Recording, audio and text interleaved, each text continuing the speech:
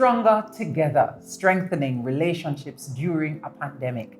Hi, I'm Stacey Ann Smith with you for what I promise will be an engaging and lively conversation with my panelists this afternoon. I tell you, they are raring to go because we started the conversation before, and let me tell you something, it's amazing already, but let me just introduce you to my panelists. Desi Ann Richards is a guidance counselor and an author of the book, Healing Infidelity in Marriages. I also have another author here with us, Colleen Diedrich, and she's just looking fly, I'm telling you. She happened to there, right? And the lone thorn among the roses, Gavin Goff is a father, family man. Let me tell you about hands-on with his son and things. So he's going to be talking about just family and relationships. And guys, as you know, and as our participants and those who are joining us via Zoom know, this has been a rough year. Any way you want to flip it and look at it, it's been a tough time for families and for relationships in general. And so we thought it was a good idea for us to sit down and just have a wrap session. We want to thank you for joining us via Zoom. Please participate. We want to hear your questions and comments. Put them in the chat. We will be following along and responding and engaging with you in the chat. Let me also acknowledge our partners and sponsors. We want to big up Sagicor for coming on board and for helping us to make this possible. We're also going to get some information from our Sagicor representative, a gorgeous lady who is offset, waiting to come on to share some nuggets. We're going to ask her some tough questions about how to manage money, because we know that's a big thing for us at this time, but she's going to come up later. But right now, we want to talk about, let me just remind you real quick, for those who are participating, there is a free claim, $5 courtesy of Gustazos, our amazing partner. So make sure you go ahead and claim your $5. Guys, let's get right into it. Assessing the impact of COVID. Gavin, I feel like I want to start with you. All right. Give me a sense, I mean, from your colleagues, other parents that you know, what would you say has been the biggest impact on families? Just having the kids inside the house, you know. We pay all this money to have somebody else look after our kids. And all of a sudden now they're telling us that we need to look after them ourselves. Yeah. So we get these emails telling us what we can do with our children. And we can't do half the stuff that these teachers are sending us to do, much less how to guide our children in it.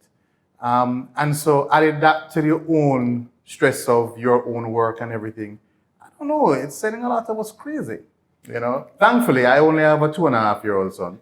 So there really isn't much that they could tell me on the internet to do with him. But still, you know, he was just getting into the rhythm of his preschool and, you know, being able to spend time with the friends he was making, right, as much as, you know, you can make friends at 2 years old.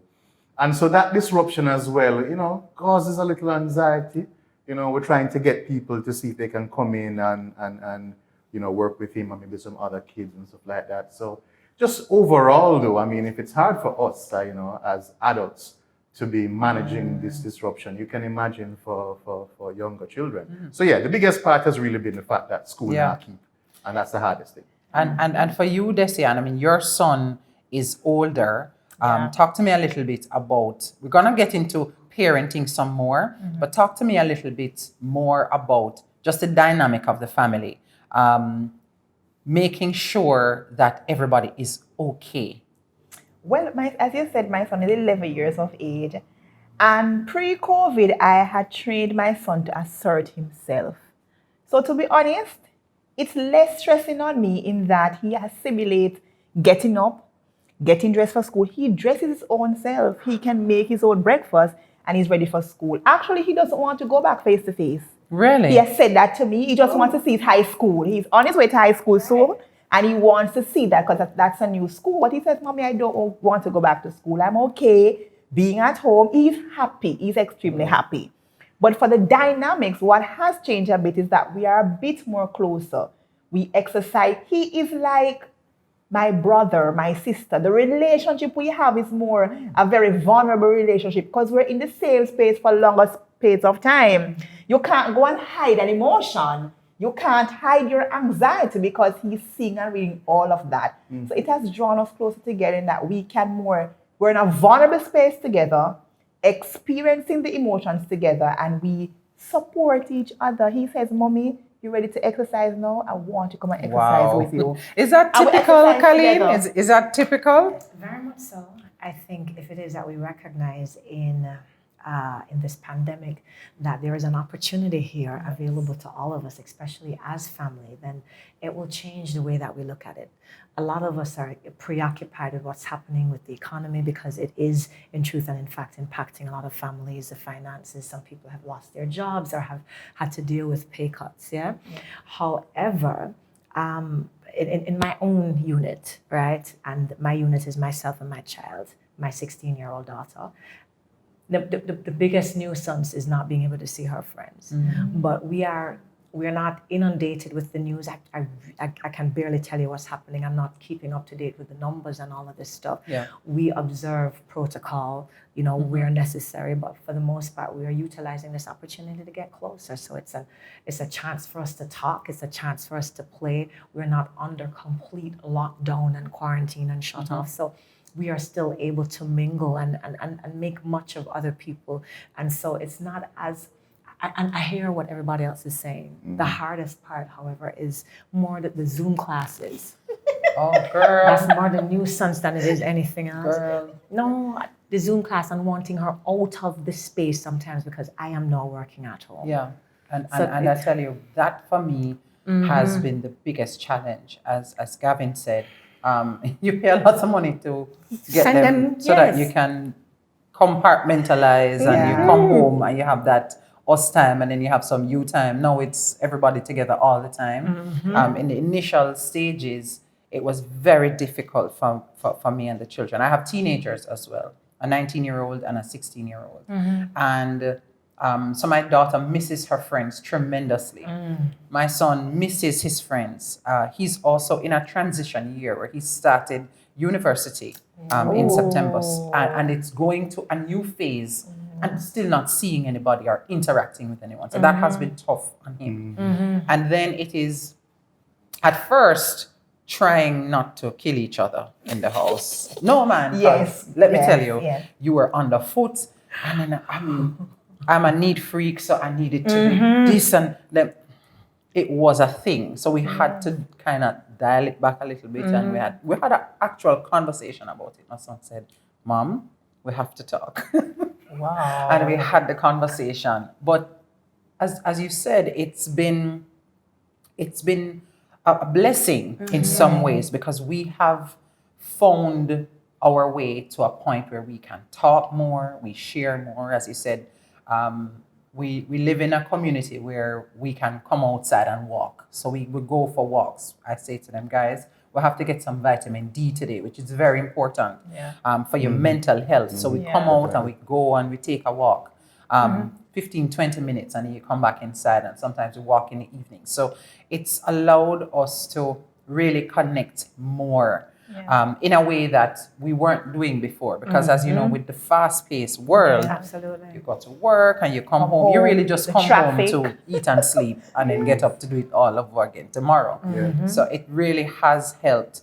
But Colleen, if you could share some nuggets for us, for those people who may not have found that rhythm from a relationship standpoint, shifting a little bit from the children, looking at spouses, husband and wife, or your committed relationships. How do you cope? Because we've seen the statistics, we've heard that relationships are not surviving. How do you cope? First of all, how do you recognize that something is not right? Well, again, there is a lot of undue pressure on relationships as a result of what's going on. I mentioned earlier that some persons are having to survive, the loss of their income, right? Having to be in the same space when it is that they had challenges in the relationship. So it was getting away to work was an opportunity not to have to deal with and contend with what was actually happening there emotionally. So now to be forced in that space, trying to navigate, all right, what exactly is happening, having to deal with the elephant in the room. For a lot of persons, that's a big deal, right? And so what I say to people who find themselves in this situation, really it is to utilize this opportunity to speak. Let's talk about what's happening. Also to take some breaks, because this constant talking can also, serve to agitate the situation, right? So know when it's okay to you function from in the kitchen today, I'm working from in the living room. Or I am working in the bedroom, right? Or I'm on the veranda, this kind of a thing, and rotate. Sometimes it's okay just to not be in each other's face so much. You get what I mean? Sometimes it is the only difference, is the saving grace. It is the thing that prevents you guys from arguing. So understand, especially for a lot of the women who are very clingy at this time, it's a time of uncertainty. You want to talk about how many, the numbers, and for the people who are inundating themselves with the news and the local news and overseas, that kind of a thing. You want to share, you want to talk, you want to vent. Yeah, and for a lot of women, we emote. And so that's a lot for a man. Yeah. Because men process internally. They will come out and they can talk a little bit or whatever else. So for a woman who's constantly talking about, and that I heard that Janet's grandmother is suffering from it now. And after a while, it's like, oh God, woman, shut up. Yeah. You know what I mean? and some men will actually say it, and then that's reasons, exactly, that's reasons to argue. So my thing is, it wouldn't fly in your house at all. No, you know what? No, don't say that. Sometimes some women need to hear that. Yeah. You know what I mean? Yeah, it's too much. Call your virgin, call your friend, just go handle that someplace else. But it's understanding, and it gives couples an opportunity to negotiate, boundaries, right? Sure. It's okay for him to say, I don't want to hear that right now. Yeah. The fact that we are together don't mean that I need to bear all of what's coming out. But Colleen, that only works, and correct me if I'm wrong, that only works if you've had a specific kind of foundation before you're now put in a pressurized situation, because in many instances, that's what COVID has meant. It's putting you now in a pressure cooker. So your relationship was iffy and dodgy before, and now you're stuck in this. And I use stuck because I've heard people say that, my God, I'm stuck with the man all day and I can't take it. Yeah. How do you then navigate that? Again, it's coming up with creative ways, right, to fill your cup and still have conversation going. Again, not to depend so heavily on your significant other for conversation and engagement, right? But to also seek that elsewhere. And we were doing it. We were seeking that kind of, engagement elsewhere. The other thing too, as I mentioned before, is now it finally gives us an opportunity to talk. What exactly is going on with you? I've been noticing you.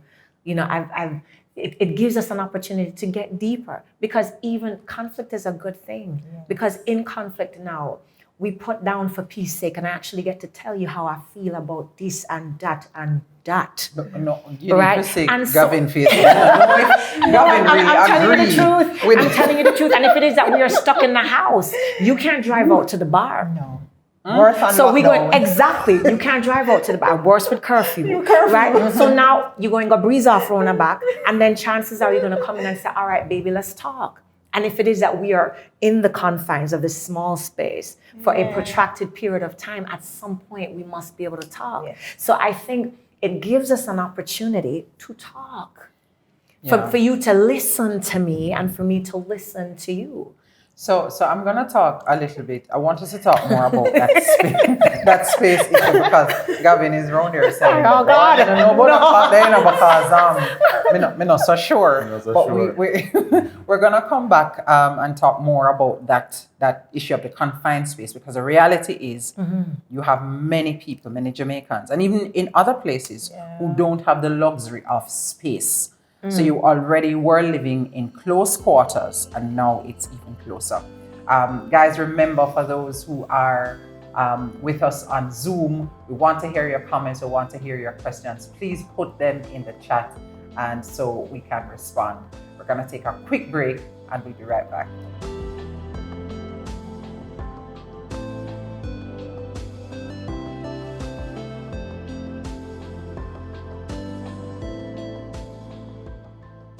Wealth is a state of mind that inspires you to take that first bold step, to chase your dreams with passion. Unleash the power we all have inside and change your world with our range of top-performing funds that match your investment style. Let Sigma Global Funds give you the drive and confidence to leap into a whole new level of investment performance. Think wealth. Think Sigma Global Funds, only from Sagicor Investments.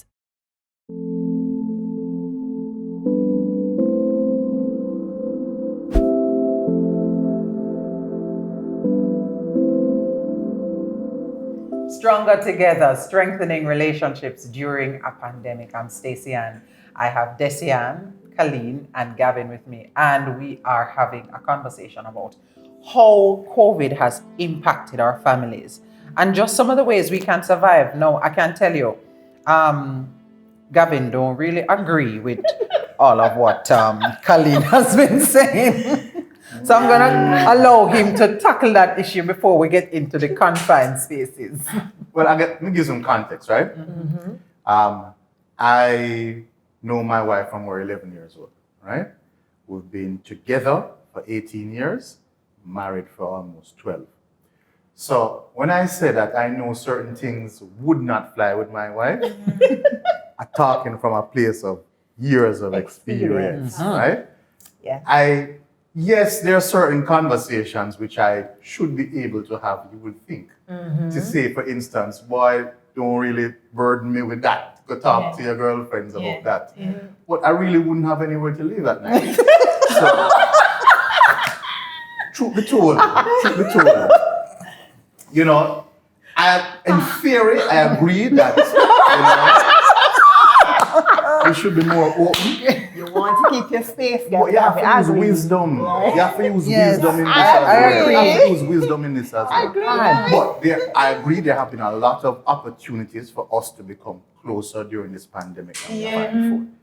I mean, we have gone to Maiden Key in the middle of the week. Yes. And it's just us on this island. Yeah. You know, had a fantastic day. Yeah. We have, had lunch together more frequently than we normally would have, because I work downtown and she works uptown. Yeah. I know more about what's going on her desk now than I ever had. Yeah. Right? So, and the same is true where my desk is concerned. So there are a lot of opportunities. And you're right about setting the boundaries, We have a home office and she has staked her claim that this is her home office. And when she's not in it, I can take a piece off it.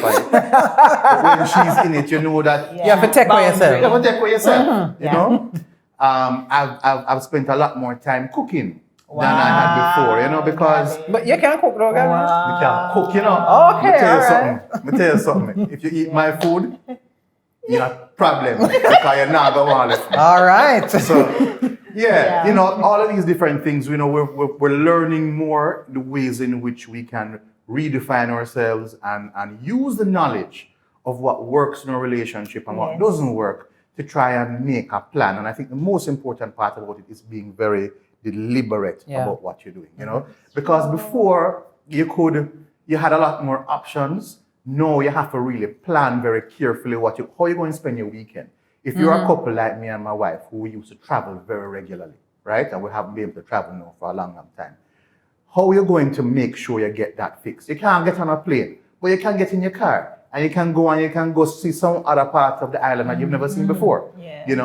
You may have realized that there are a whole project that you want to do, some old photos that you had, lying down and you want to put them in an album together. And you sit down and you relive some of the memories of the travel and the past by doing that kind of project.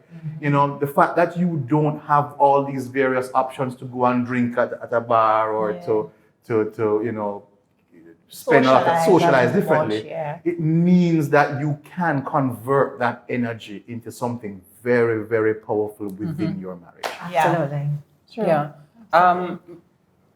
Before the first break, we were talking about feeling confined and recognizing that there are people whose circumstances might be different from others. So you don't have a house with, say, 4 bedrooms or 3 bedrooms. There are lots of people who live in a 1 room or a 2 bedroom kind of scenario. One bed. And it is more difficult. How do you navigate that kind of space? I mean, what do you do? Any thoughts on that, Colleen? Well, the thing is this, right? Again, because we are not we're not experiencing total lockdown. It is possible for you to leave the space. Yeah, it is possible for you to go spend some time with your mother, with your girlfriends. It's possible for you to step away from that space. And so as much as doable, I am suggesting for persons who have to coexist in a 1 bedroom, especially the 1 bedroom scenario, work from the library, hang out by your girlfriends. Yeah. Exactly, work from the cafe today. Yeah. Right? And we rotate where it is that we're going to work, or even as a unit, both of us can go by the cafe. There are places that are open that you can sit, use their internet, have yourself, buy yourself a meal, sit and chat or whatever else, and just being out of the house. And speaking of places that you can go, we are in fact at Outpost Republic, and this is one of those co-working spaces Absolutely. where people can come, and you have offices where you can use the kinds of facilities. You have internet and that kind of thing, and so you're right. You really do have to think outside of the box and be creative.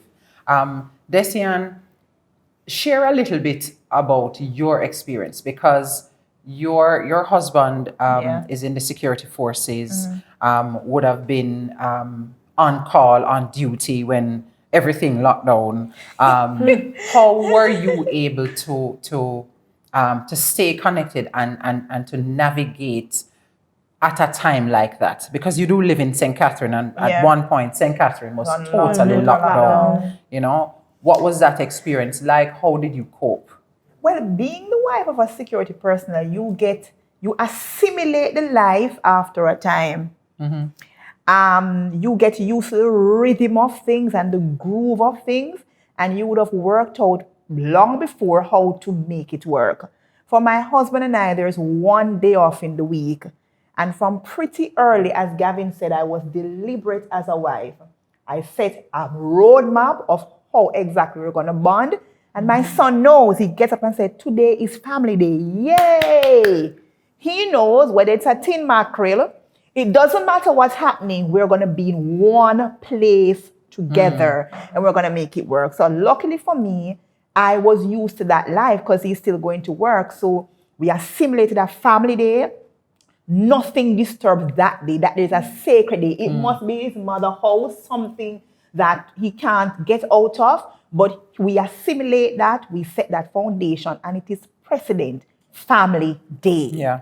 We actually started movie night. Yes. You know, it is the greatest challenge to find a movie though that Everyone. my son wants to watch, because us girls, me and my daughter, kind of will watch relatively the same thing, but I'm not here for the Christmas specials at all.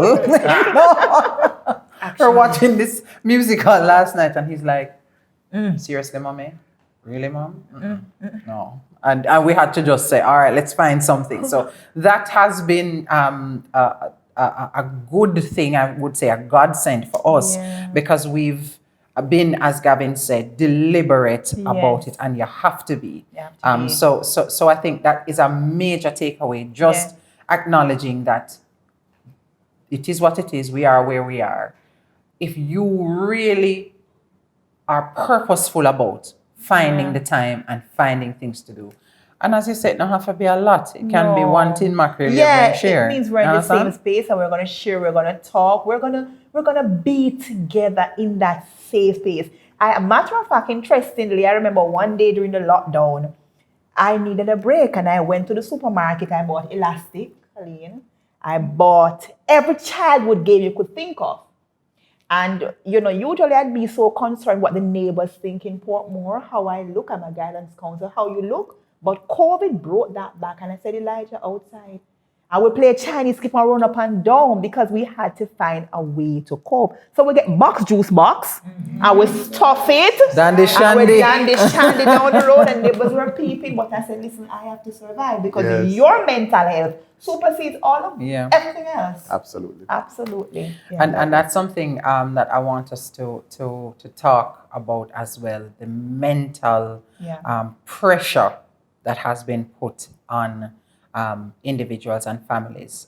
We'll talk more in a later segment about the financial side of it because especially for breadwinners and the providers in the family, that's always in the back of your mind, and especially for those persons who would have been laid off, etc. So we're gonna get some insights as to how to cope on that side. But even as we talk about our girls, for instance, who are in, they're both in Colleen's daughter and my daughter. They go to different schools, but they're in fifth form, which means they're in a pivotal year. They're in CSEC year, and being in a space where they haven't seen their friends in 9 months. Minute and a day. Yeah.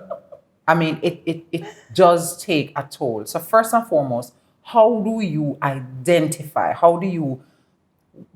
What kind of stop and think do you recommend for people who need to just watch that the impact of that? Because sometimes, I mean, culturally, we don't tend to put a lot of focus on mental health, and how things are impacting people emotionally. What are the signs to look for? How do you do that? How do you? You're checking to see, especially in your children, are they becoming withdrawn? Right? So if you recognize and you know the personalities of your children, right? All of a sudden they're less talkative, they're less engaging, they're not particularly coming out of the room. You have to go in there and dig them out a little bit more than normal. It's time to start paying close attention there. Try to engage them in conversation, try to find out exactly what's going on with them. Start to engage them in things that you know that they enjoy doing. Because again, our one saving grace is that we are not trying to survive a complete and total lockdown. Take them out of the house. So I promised my daughter, her 16th birthday went on November 5th. And I promised her that I'm going to go get your friends. Oh, wow. I'm going to go get your friends and we're going to go find a large body of water for the day, right? Everybody order up what they want and jump and frolic to the heart's content. And the parents don't have to worry. I have this. I'm coming to get them. I'm gonna feed them and drop them back off. But this is her, and this is the one thing that she has asked. And she is committed to the studying and really putting her back into it and so on. So give your children something. Yes. Yeah. Take them out of the house. Stop with all of what's going on, because bear in mind and also control your own emotions in terms of what's happening. A lot of us are acting out in front of the children. The panic and the Jesus Christ, how you gonna manage, how this and that. I'm saying pull all of that in, rein all of that in, because they're looking to you for support. Yeah, for sure. Right? And if it is that you're losing it, you're frothing at the lips. No, exactly. Then they're in there worried. If you come home and every day you complain, so it's 30% them take off at the salary and geez, they could have barely but make it at the super. There's some things that the children don't need to be privy to. Go ahead, Colleen. There's some things that you go survive that as the adult. You get what I mean? But as much as possible, you have them recognize, okay, this is what's happening. These are the things that we must observe as parents. I'm going to make sure that I protect you because that's my job. However, a part of your protection is also seeing to your well-being. And Jamaican parents need to hear that, because your children's well-being is more than food and sleep. It's more than shelter and so on. You also need to talk to these children. Find out, how do you feel about what's going on? Get some conversations happening where you're sitting quiet and hearing from them. Because then they will tell you, Mom, I'm a little overwhelmed with what's happening. You know, a friend called and told me that his father caught it. I'm a little bit afraid. And do some damage control. Tell them it's okay to be afraid. What kind of damage control, though, do you do? You tell them that it's okay to be afraid. So you honor their emotions. It's okay to feel the things that you are feeling. It's okay to feel anxious. right? It's okay to be a little panicky. It's okay to miss your friends. This thing here where a lot of us end up chastising them. What kind of panic? Panic? What kind of see you want to see the friend there? Yeah. You know, sister, we cannot go nowhere. And I'm saying, reel that in. Yeah. Reel that in. Yeah. They're little feeling beings. Allow them to feel. Allow them to, create that safe space that they can come ball. Yeah. Because I'm feeling out of it. Hush them. Get some ice cream. You know what I mean? Yeah. Be a parent. Stand with them. And my daughter came when the pandemic just started, maybe about 3 months in, and sat on my foot, wrap up her hand around my foot, do the crisscross around my leg. I'm in the kitchen and she goes, I gotta go out, Mom. I gotta go out. Oh my God, I gotta go out. And she's looking at me like, I'm getting house fever. And I'm looking at her. I grabbed the video. I was like, oh my God, look at what's happening. Look at what's happening to this child right now. But she wasn't hiding from the camera, and I know what she was saying to me was true. So in spite of the curfew, in spite of what was happening, I said, well, guess what? No. Fine. I'm going to find a bush and carry my daughter today. Yes. Because, the powers She that needs be not going to help. rescue mine. Yeah. So I took her out. Yeah. I took her out. We went for a dip, right? And we went over curfew time and then speed like bats out of hell to get home. But she had an adventure. Yeah. She had an adventure. It Yeah. was something that she needed. So it is giving your children these little pockets, escape. Absolutely. All right, well, we're going to talk some more Absolutely. about working on finding those solutions. And in particular, Desian, I want you to spend some time talking about some research. So Desian did some amazing research on relationships, especially those that need healing. So we're going to go to that when we come back. Remember, guys, we want to hear your comments. So go ahead, put your comments and questions in the chat, and we'll respond to them. Stronger together. Right back.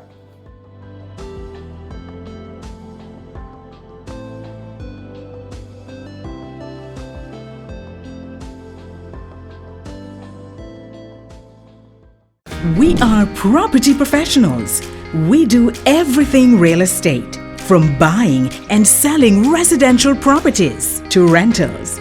For all your commercial needs, whether you're buying, selling, or renting. For resort and luxury properties, we are the experts. Property management, we do that too. We are the property professionals. We do everything real estate. We are Sagicor Property Services.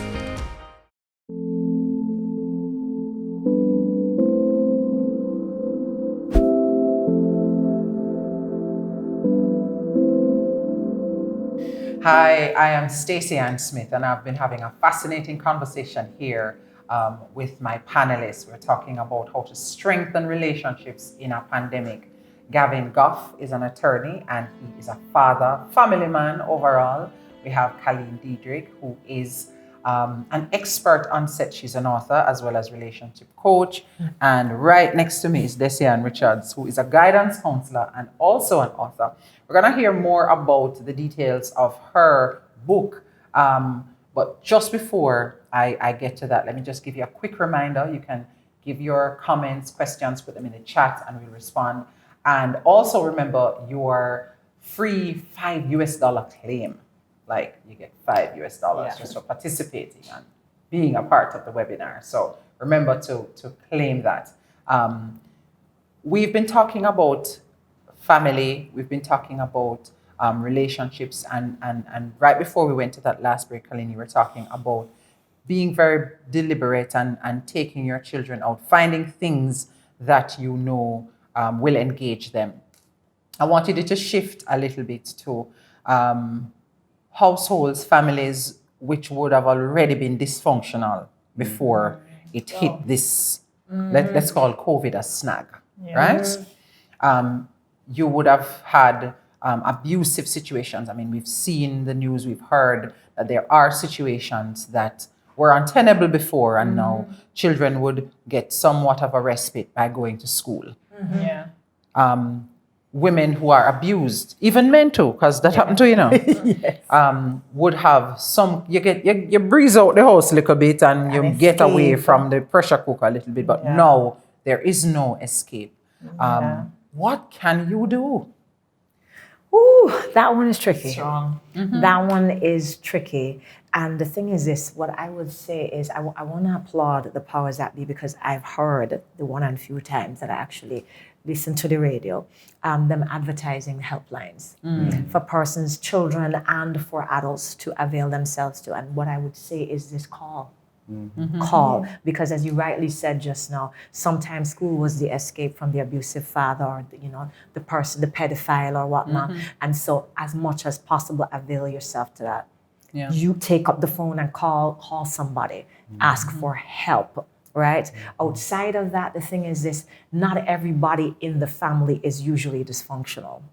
So there is one member of family that is the tyrant, that's the dragon, and so on. But then somebody else is privy to what's going on. Yeah. And so as much as possible, rescue your children, rescue yourself, call and talk to somebody, because you could survive it when, you are away at work. Yeah. You come home in the night and so on. But when you have to go through this for a protracted period of time, that is detrimental to your physical and your mental well-being. Yeah. So my thing is to say to the families, avail yourself to some assistance. Yeah. Make use of that, right? The other thing too is sometimes create some space. Take the children to granny Yeah. and to auntie and so on. You go as well. Because sometimes the situation is exacerbated because we are in this time, tight confine and so on. Yeah. So this is a part of your argument. I'm going to take the children over to so and so, right? And most of them are usually open to that idea, even if it is for one day. And this gives you the opportunity to talk about it. I know for a lot of women who are being abused, this business of actually articulating is so difficult. Yeah. Right? But then the thing is this: when it is that you have that to face every day, then it's more in your face. Women will tell you that they're not accustomed to being abused every day.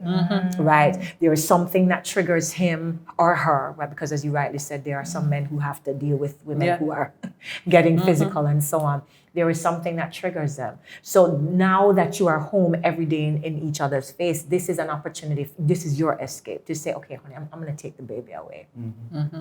And they're usually that much more open to it. Seek help. Yeah.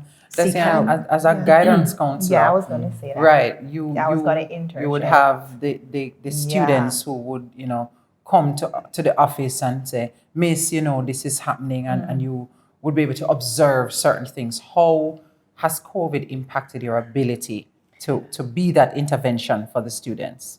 Although, schools are out face-to-face, but schools are fully functional online. It means there's a transition with the job and an adjustment of how you administer yourself, but school is fully functional. So the guidance and counseling unit in every single school in Jamaica is fully functional. And by now, the safe space has been eroded in that your guidance counselor's number now. Students call you any hour of the day, they have free access to you. So as it relates to abuse, children know the only ones probably we are concerned about are the ones that don't have access to the technology. They don't have the device. They don't have the phone. And the accessibility cuts them off. But however, those who do have it, they are privy to their guidance counselor's number. Remember, we have guidance classes every day, every week, and it's fully functional. So there is an outlet. If there's really a need, there's an outlet. Secondly, as it relates to, I know St. Mary's College, I'm one of the guidance counselors there. There are online forms now. So if you feel burdened, I've counted parents overseas who are going through relationship issues. They call me, Miss, can I talk to you? You have referral forms. So the modality has changed, but the wheel is still turning. So there are outlets, and as you said, Colleen, there are help hotlines that are widely available on social media, they are known. So if students need help, they should know where to go. As I said, the only students we're really concerned about are those in some maca bush where the accessibility, as you said, Stacey, I remember your example. There was, I don't know where it was, where a student had to go to the teacher's house to get the work. You understand? So for some students, the accessibility is so bad that there is no direct contact because they don't have the phone, they don't have the data, they don't have any of those things. Those are students we're most concerned about. What about being your brother's keeper? I mean, at this Yeah. point when you are supposed to be physically distant, how can you be your brother's keeper? Gavin, I would imagine that you have a circle of friends and people who you check in. How do you reach out, or do you? I mean, if you ever are aware that you have a brethren or a relative or somebody who is either in an abusive situation or who is the abuser. I mean, do you get involved? Has COVID changed that perspective at all? Thankfully, I don't have any friends who have either been abused or are abusers. Yeah. But I do know people who know people. You know? Yeah. And I do think that over this last 9-month period or so, I think that it has been more difficult for people to want to get involved than before. I think also because we're not seeing each other as much, it's even when you're communicating, even in electronic means, you're not always able to pick up the clues and the little hints that would have been obvious to you before. You know, the kind of way the body language tells you something. Yeah. Maybe even physical signs of bruising or just a kind of a sadness behind the eyes. You don't really always get a chance to have that translated, over WhatsApp or even over a phone call. Yeah. And especially when we're talking about men, if you're not at the bar drinking a rum, you're not really going to get the true. You're not gonna hear. You're not going to hear it. A lot Why of is men. that though? Why, Gavin? Why? I just so we're wired.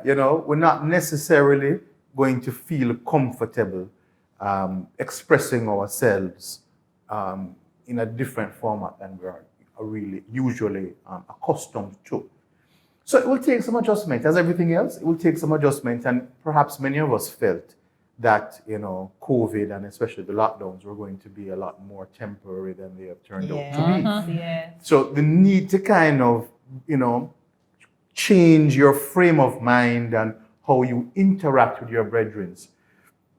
You wouldn't necessarily have seen the need to start making that adaptation yet. Yeah. But I think we're now realizing that We're in the this long is haul. this is We're kind of in here for to the long stay. haul. We are going to have to adjust how we interact. It's my brethren Jerome's birthday today. Big up Jerome. And I said to him, boy, come over, let's have a drink. And he said, no, it's tough because I'm dealing with his wife and his children. But he said later on this week. And, it meant a lot to me that he was still open to us having that kind of conversation over a drink, because it is an important part of our interaction as brethren. If I pick up the phone and call him, we're going to talk and make sure everything all right, but you're not going to get round to the real nitty-gritty unless a little rum in the mix. So, The truth. The truth. But The truth. isn't there value though truth. in shifting that? Because if, and I hate this word, if we've had to all pivot. Adapt. Change. And change and move in a different direction. Shouldn't we be talking about changing that dynamic? The fact that you have to talk. I mean, even in how you socialize your own son, to be more open and to talk about how he's feeling, why he's feeling, and encouraging him to investigate that, to process that. Because sometimes you're upset, and when you stop and think about it, and you look back, you say, why do I feel the way I feel? It's so important for us to do that as human beings, and not many people do that. I find fewer men, in my experience, do that. Stop and process. It's a level of emotional intelligence that I find many people don't invest in building that muscle. and just can I say that, as a father of a young boy, it's so important to me to let him understand that it's okay to be vulnerable, that it's okay to be affectionate. Yes. You know, he and I are very, very, very You know, close. tell him say Yes.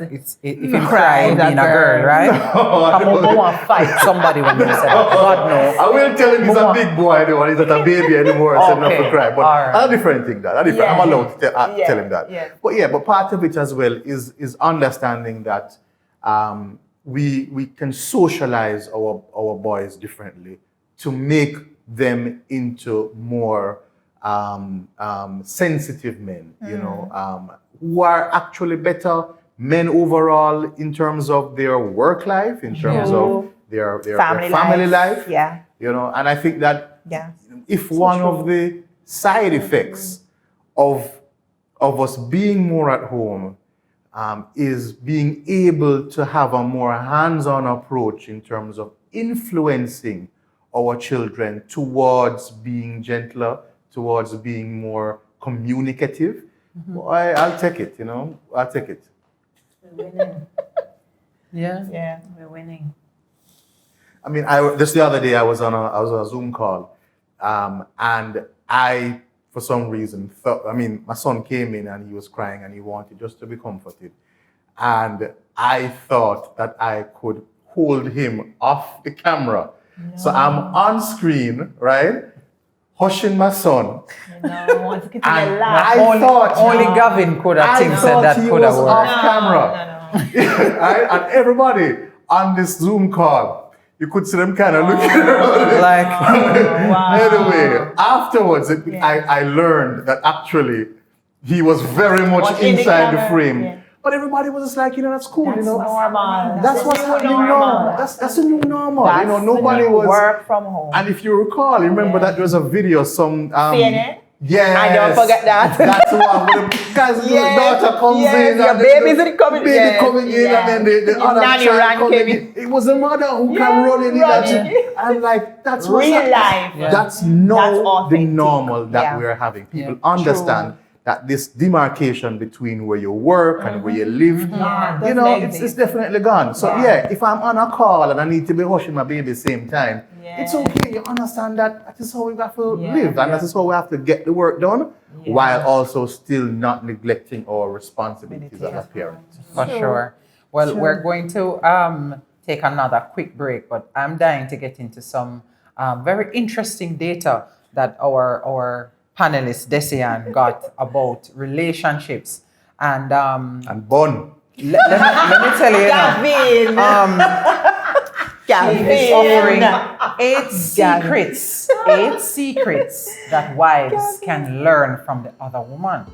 Yes, please. You will definitely High five, Mark. want to hear That's right. this one. All right, remember, send your questions, put your comments in Yeah. the chat. We will definitely be responding, and we're gonna come right back and get into that part of the conversation after this.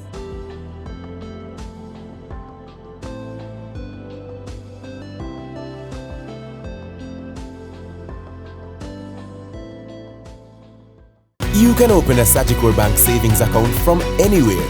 You could be here completing the application, or here uploading your information, or out here receiving your account details in just 48 hours. Go online and open your Sagicor Bank savings account today.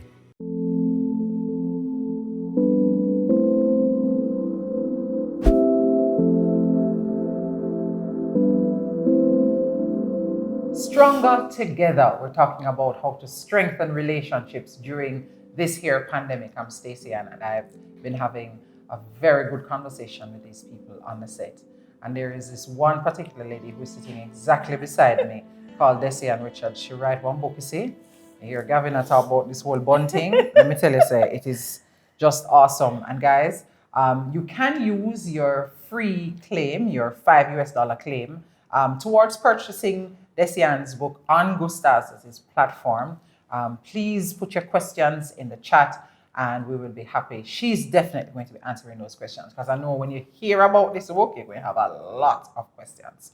Desi Ann, Yes. in the context of relationships, Yeah. we know that sometimes things go awry, Yeah. right? Yeah. You did some research about one particular thing that impacts relationships. We're going to talk about money, Yeah. which impacts relationships in the next segment. We have an expert to talk about that. But you learned some things about infidelity Yes. and how it affects your relationship. Yes. Talk to me first and foremost. Give me maybe the main things that you learned from the research that you did. Well, the main things I learned was one, vulnerability in any relationship is crucial. So the book starts with actually one question to women is, can you handle the truth? Because oftentimes in a relationship, this idea of authenticity and transparency and safe space and tell me the truth and just No, me can't tell me you, the me truth can't handle the now. truth. Be No. honest with me Me now. can't handle I it. want to know the truth. No, me can't handle it. No, me I tell you the truth. I'm being vulnerable. I cannot handle the truth. Women also say that to their mates. And so the first thing I ask in the book is, can you really handle the truth? Do you understand the scope of what you are requesting? And so it's very important that you learn to create an environment of truth. I am a guidance counselor by nature, and I can tell you this. If I want to connect with my clients, the first thing I establish is authenticity. This is a safe space. There's nothing you can tell me. There's nothing you can share with me that's going to change my mind about you, because oftentimes we tell the truth based on how we're going to look. We tell the truth based on how we're going to be perceived. And so it's very important that establishing that safe space where you can be honest with me is important.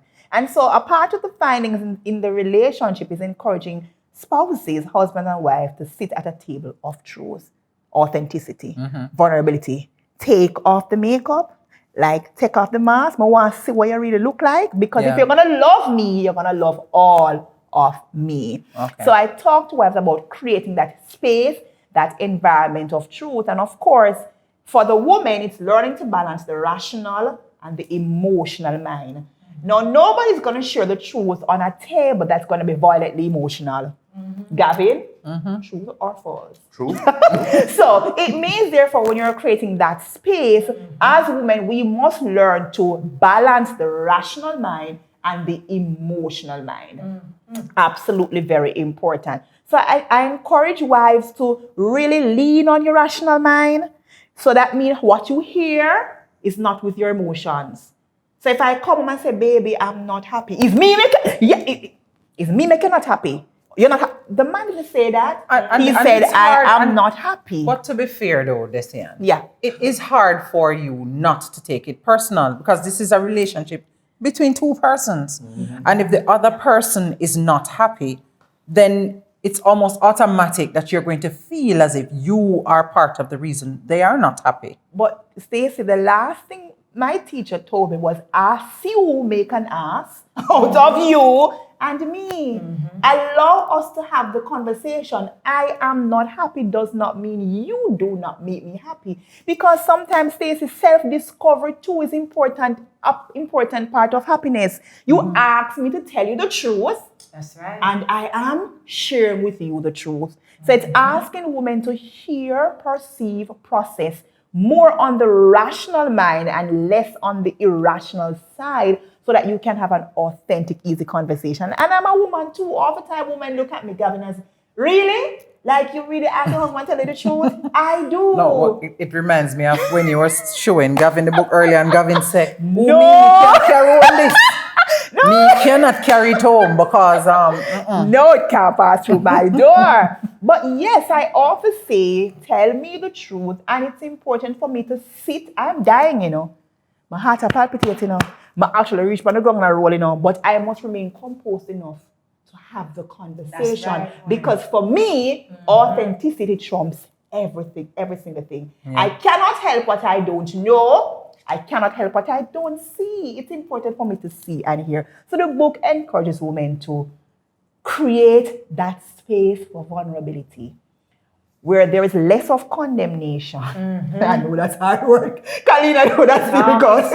Less of condemnation. But if it is, we don't want to live a deception for 20 odd years. I prefer to live the truth than to live deceiving myself in a marriage of 25 years. I want to come to the table with authenticity. But Is I'm it saying ignorance easy? is bliss, though. Yeah. Don't it? But for Don't how it, Gavin? long? I feel like That's all I I feel It's okay, honey. You can you tell me. Don't it? Let them set you up, don't it? No. Have you noticed the way that we have demonized the truth? Yes, that's true. We have made it so that it's not okay for us to talk the truth. And so true, we would Khalid. much prefer to live and perpetuate a A lie. lie than to actually say that this is no longer working for me. I True. actually want you to start doing this, and this. True. True. It's ridiculous. So you said, tell me the truth, but you don't really mean it. No, I'm No, sorry. but Michelle already said, I don't want you to choose. No, I have to hear I understand. I'm not interested. It's the I only understand. acceptable currency in my space. I'm sorry. I like that. High five, sweet, high Yes, five. I like that. I like Only that. acceptable currency. It's true, Sorry, no but thanks. it does take Tell me time, the truth. ladies, because I didn't assimilate this overnight. Mm-hmm. It does. The more you practice hearing the truth, is the easier the truth becomes. And so you don't start with all the truth first, you know, Stacey. You give me a little piece. Just a little piece at a Just push your foot through the door and give me a little. No, don't do that. But Khalid, Khalid, Sit down here at cheer. yeah, but for some of us like Stacey Ann, we can't get all the truth one time. Our brains must practice to assimilate the truth and become comfortable You see, but again. let me tell you what it is. Yeah. You see, the thing is this, with my daughter, I have cultured that space. Yes. Right? So from she little bit, she understand. Come to Yeah. me with the truth. I will never, ever, and I have never punished her for telling me the truth. I don't care Yeah. what it is that she did. Yeah. Yes. However, if me hear so she tell a lie, people dead. You understand what I mean? John, you get me? Talk the truth to me. And that is the same thing in my relationship. Yes. Tell me the truth. Yeah. And the thing is, if we come to this space where we recognize that the thing that the person is telling you really and truly is just concretizing that I am still human. Yeah. Yes. This ridiculous, this ludicrous belief that we have that we are in a relationship, so it's only me you Perfect. love, it's only me you want, it's only me you see. I mean, get the hell, like it. wake I up, like honey, it. Yeah. wake up, and that's what I'm saying. Yeah. Let's get realistic. So don't Yeah. temper the thing, sister. Yeah, but Khalid, you Not said something temper the important. thing. You said over time you trained her. So training takes time. We're going to train Stacey. Training. No, I'm a takes lost time. cause. I'm a lost cause. Training takes time. I want to hear Gavin's Yes. perspective on this. Gavin. Deep side. I just want to say I had nothing to do with that book. I know my quotes in that book. Disclaimer. No, disclaimer. First we see it today. Perfectly. I think that, honestly, I really think that it would be wonderful if we could all speak the truth all the time. Yeah. I firmly believe that honesty is the best policy is a great idea. Yes. Stress idea. Yeah, but I mean, we're speaking about relationships, Yeah. parent and child. It's still different when we're speaking about man and woman argument. Yeah. Yeah.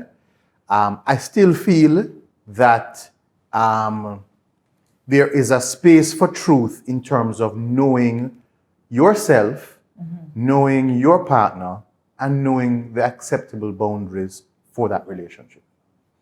I said to you earlier that my wife told me that there's no healing. there's no discussion. There's no healing from infidelity, right? Done. You slip, you slide. That's it. So that's why, respectfully, I'm not buy a book. Because I'm not trying to. You're being true to yourself. I'm being true to myself, and I'm being true to the boundaries that she has set Established, yes. over 18 years ago, which are you slip, you slide. All right? Yes. No, if, let's say for argument's sake, Yes. I did slip, Yes.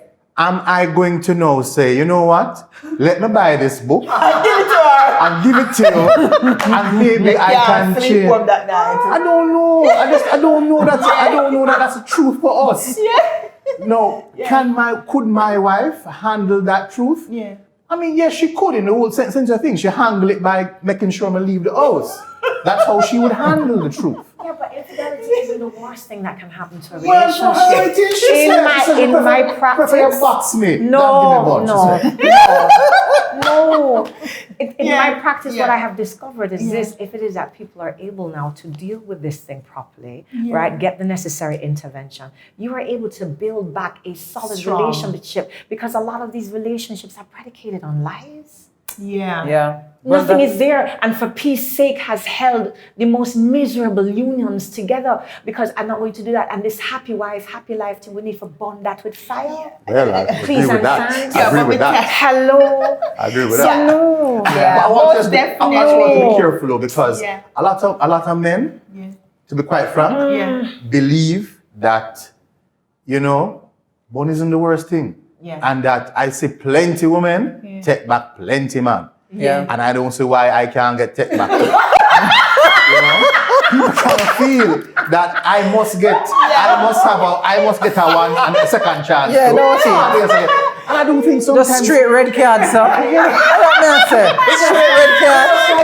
Oh, even a yellow. Yeah, sir. I don't know. I kind of feel sometimes that knowing where that boundary is and knowing that, this might work for somebody else, but this not gonna work for our relationship. I don't know. That doesn't seem like a bad idea to me. However, Gavin, being married for 18 years, and Colleen will attest that you change. I'm That's not true. the wife. That's true. That's I am for sure. nowhere near the woman my husband got married to, and my husband true. today is nowhere near. It means we would have gone through Yeah, you grow together, grow and several develop. changes. Yeah. And so transparency at each phase became extremely crucial. Yes, that's because you're changing, and I need to be aware that you Yeah. don't like this anymore. You prefer this. Yeah. Well, Okay. but let me just Okay. bring us back to a couple of things. Yeah. 8 powerful secrets of wives Yes. learn from the other woman. Yes. Let me tell you, secret number 1. Yes. And we touched on it before, Yes. Intentional attention. Yes. Right. Yes, please. Yes. Very important. Desian writes, as wives, we must understand that wishing, dreaming, having good intentions, great desires, and an honest heart will not heal and create the marriage that we want. Those elements by themselves just do don't not cut it. No. Yeah? No. Do you agree with that, Gavin? I agree with that. I might buy the book. No. No, I agree. Absolutely. Yeah. Absolutely. And I think that, I don't know if that's something that, unfortunately, you have to learn from the other woman, but definitely. Well, I asked the men. Yeah, that's true. case- Because That's true. her research was Yes, asking the men asking specifically. the men. Absolutely. Yeah. Absolutely. All right, let me just touch on secret number 8. Make self-love and care your course. first Oh, priority. Colleen, listen. Yeah. You have, Stacey, can I be honest? Gavin. Yes. When I finished perusing those survey, a heaviness came on me. When I read what the men wrote and I assimilated everything, I felt vulnerable and I felt as if the task was insurmountable. And now I know that I must first love and empower me so that I can be the best wife to my husband. Yes, that's There is no way I can satisfy everyone's needs. I must build me up first. That's true. And so making self-care and self-love a pride. I'm looking good not for him, Yeah, for me. I agree with that. Okay. Agreed. Okay. So those things are key in making sure that you are, because after a while, if you love yourself, if you love your spouse more than you, then you're lost. Yes. And That's I true. want to be found at all times. And That's I'll just share this quick analogy. You ever been in the plane and the flight attendant giving you that thing and they say if air pressure drops, the things will come down.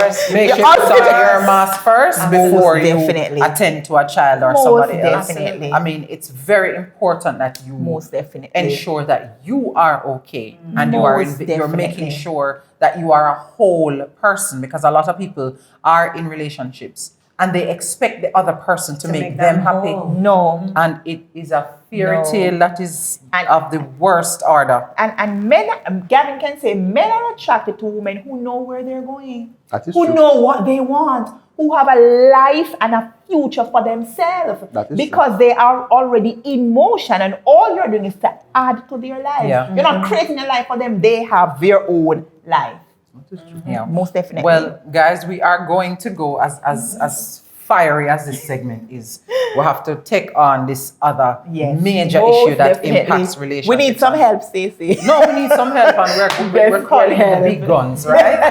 The So, guys, big guns. continue to share your comments, ask your questions. We are responding in the chat. This is Stronger Together, strengthening relationships during a pandemic. Soon come back.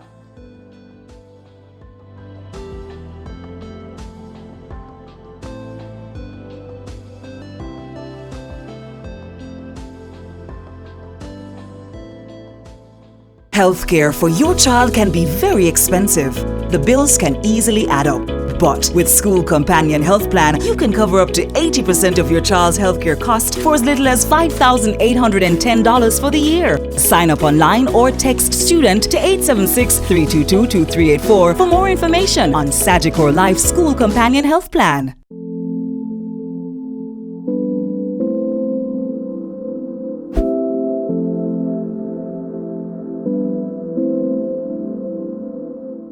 Stronger together, strengthening relationships in a pandemic. We've been having a really good conversations looking at family, parenting, relationships. I mean, what happens when things go wrong? And one of the things that we know has gone wrong for many, many families, not just here in Jamaica, but right across the world, is an economic impact. Well, we decided to go for an expert to join in this part of the conversation.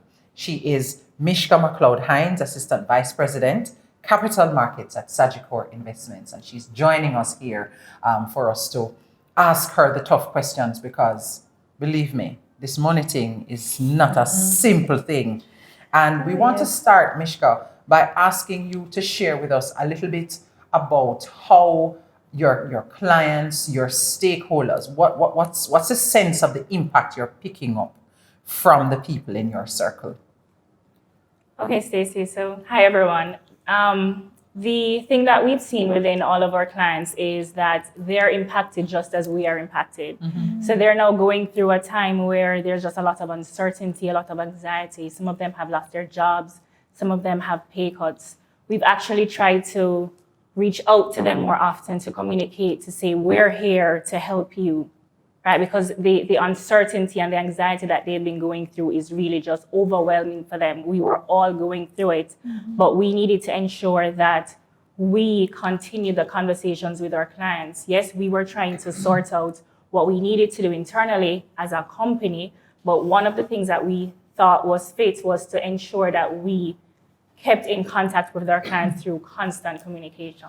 When you talk about managing it, first of all, looking at your internal team, because that's so important at a time like this, because as a customer, as people on the outside, we tend to say, oh, well, we want this service. No, we needed to do this, that, and the other thing. Not recognizing that people who work in an organization are human beings and are also dealing with that. So talk to me a little bit about what that was like, trying to, first of all, wrap your mind around this thing that dropped on us like a bomb, right? I agree with you. It happened so frequently. I remember the first time we had a lockdown, it was March 10th or 12th. I actually left the island March 10th. And I was like, oh my gosh, are they going to let me back in? And you get stuck? No, I actually came in. It was just 2 days that I was going out for. But I was actually concerned, you know, what's going to happen? Am I going to come back in? But what we did at Sagicor is that we took a very proactive approach. We had a lot of meetings. We thought about how are we going to help the team to work from home. Luckily, we already had a work from home procedure and policy in place. It was easy for us to say, okay, fine, this is what we're going to do. All of our team members, ensure that they have the necessary tools in order to work from home. So that part of it was very easy. But regardless, we still had a lot of meetings. We need to keep the team engaged. They're no longer coming in. And then the next step for us was ensuring that our clients are still connected to us, because they themselves are going through a lot of things, whether it be, at home, at their own jobs, their financial pressures. So we needed to ensure that we were here for them as well. So for us, it was a lot of meetings, a lot of planning, a lot of ensuring that we stayed in contact with our clients. And then making some very short-term decisions and initiatives. And changing things like on the fly. We spoke about it in the meeting today. We had to implement it the following day just because we needed to ensure that we are still operating as a company and as a big company, as Sagicor Group that touches on commercial banking and investment banking, health insurance, life insurance. We touch a large number of just persons in Jamaica and outside, so we needed to ensure that we were staying in touch with them. So beyond just trying to collect yourself and respond to things like those protocols, government put in so many requirements, all of them to help to keep us all safe. But it must have been tricky, not just managing that, but also responding to client needs, because you talk about people who are impacted, who have lost their jobs, who now can't make them loan payment. They were good customers all along, but now, they're falling behind. How did you respond to that? We had a number of initiatives. We already had an online banking platform, but what we did was to strengthen that online banking platform. So it allowed persons to continue paying their bills, they can pay their insurance premiums, they're able to transfer money. When it is that the senior citizens were able to come in, we ensured that we got them in and out as quickly as possible. So we had special lines for senior citizens. For persons that weren't senior citizens, we also had the ability for them to make appointments. You make an appointment with your financial advisor, you come in, you see them as quick as possible, and you get them out.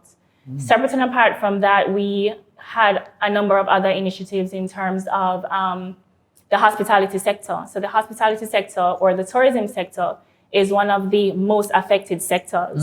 So what we did in terms of health insurance was to partner with certain companies, and we had reduced health insurance premiums for that particular sector. So we tried to ensure that we were touching each person, because we understand that they're affected. Some of them have lost their jobs, they're not able to meet their payments, they're not able to meet their credit card payments, but we thought we needed to ensure and let them know that we are also here for you. One additional thing that we did was to reduce our fees, some temporary, some permanent, but we reduced our fees. We reduced our RTGS fees, so that's when you transfer funds from one bank to another, so we reduced those fees. And as well, we also reduced our online trading fees, so you're able to still trade if it is that you want to at reduced costs and fees. What would you say would be some of the more common requests that your clients had? I mean, were people asking more for a payment holiday, for instance, than online banking access? Just to give us a sense of what people needed in the moment. Right. So a lot of the requests that we received was really for deferral of payments or to extend the payment. So for example, if it is that you had a loan, the loan matures in 2021, they were asking for a deferral of payments, which would naturally push back the maturity date of the loan. So they weren't able, so we understood that persons weren't able to meet the payments each month. So a lot of the requests were, can I pay a reduced amount? Can I have a 3-month holiday for payments? Credit cards is pretty much the same thing. So a lot of the requests that we received was really for deferral of payments. Mishka, let's take it from the individual, the family unit now. So I'm married, my husband is now on a 50% pay cut. I have lost my job, I've been made redundant. So now we'll go from 2 salary to just half of 1 salary. What is the first thing? I just get the news now that the work gone. What's the first thing I should do? The first thing that you need to do when your income is that significantly affected and impacted is actually to look at your budgets. Right? So we all know that a budget is income and expenses. So for those that don't use a budget, you need to start using a budget. It helps. Budget. Right. We need to know how much money we're spending. We need to know what we're spending on. We need to know what are essential, what are not essential. So the first thing that you need to do is really to relook at your budget. So first thing is to look at your expenses. Of course, your budget is going to be itemized in terms of the expenses. Which one of these expenses can we cut? What don't we need? In practical terms, if it is that you used to spend $50,000 at the supermarket each month, you used to buy chicken, then you're going to have to switch to something cheaper, buy tin food. So these are some of the discussions that you're going to have with you, within your relationship. Look at your expenses. What can I cut? What's not important? If it is that you, have an entertainment budget, well, that's definitely the first thing you should cut, especially because, we would have had the protocols from the government, but that's things that you would need to cut. Right. The other thing is really to look at your income. So yes, your income has actually been affected, but some of us have talents that we can turn our talents or hobbies into income streams. What am I doing that I used to do on the side that I'm able to increase or that I can turn into a revenue stream. But So it's not keep, not no, some people crochet. So some people crochet. Some people do arts. You can buy things, make things, sell it. Yeah, you can sell, crochet. Some person, there are a number of different little arts and crafts things that people do. Pick up painting, for real. anything that you used to do as a hobby. Look Yes. at YouTube. Most definitely, as Mishka said, persons have used this lockdown time to pivot on their creative elements. I'm thinking about the great MTN family, the Virgos, Asaf and Alicia. And so there's a whole dynamic taking place, and that is another income. Yeah, but perfect. No. Those people already have a come on now. Let us be realistic now. They already have a huge following, which is how you monetize on those channels. Yeah, but we're talking about element. If you are creative, regular man in the street. Yeah, but I think the regular person in the street for you. So some persons are a little bit shy and don't want to do the camera. Yes. So for me, that's a lot old school. I'm not. Gavin is not here for it. He's not doing a YouTube channel. Not doing a YouTube channel. Yeah. But you do have some persons that don't have a following. Yeah. But you can build it. Yes. Right? And you are at home, you have all of this time. You can try to build it. There are a number of ways on YouTube that have videos in terms of what you can turn your hobbies into revenue stream. Yeah. So YouTube may not be the perfect fit for you, but you may crochet on a Saturday. Yeah. You may turn crocheting into that. You may do, like a little bit of painting. Yes. Some people will buy these things. Yeah. Mask making. A lot of people went into making masks and made a set of money from that. As you talk about making masks, we heard a news story recently that said this year, I think more people started a business than, I think Companies Office of Jamaica recorded the highest number of persons who registered a business. Oh, yeah. But is it really a good time to start a business, though, Mishka? Necessity is the mother of opportunity. I love that. And intervention, it is. When it is that you find yourself in a situation, you start to think of, how am I going to get myself out? You don't think about these things when it is that you're safe and secure, you're in your comfort zone, you're getting your salary at the end of the month. Your thinking is different. When it is that you have to say, okay, fine, how am I going to feed my kids? What am I going to eat tomorrow? I have no money coming in at the end of the month. You start to think about, what next am I going to do? So you start to think outside of the box. And it pushes you and propels you in order to think of different and innovative ways in order to bring money in. So yes, we have to, and you don't like the word, pivot. but we have to pivot. Yeah, adopt to change. And that pivoting, though, I find is a little more challenging when you have children. That's true. Maybe your children are at a stage where it's hard for them to understand that I cannot get my KFC. favorite this and KFC on a Friday that we normally do. Yes, fast food every again. Friday. Yeah. How do you talk to your children, though, about the transition and the pivoting that needs to happen? How you have that conversation with them? I think it's really just communication. I believe the kids, depending on the age that they are, so my kids are 10 and 7.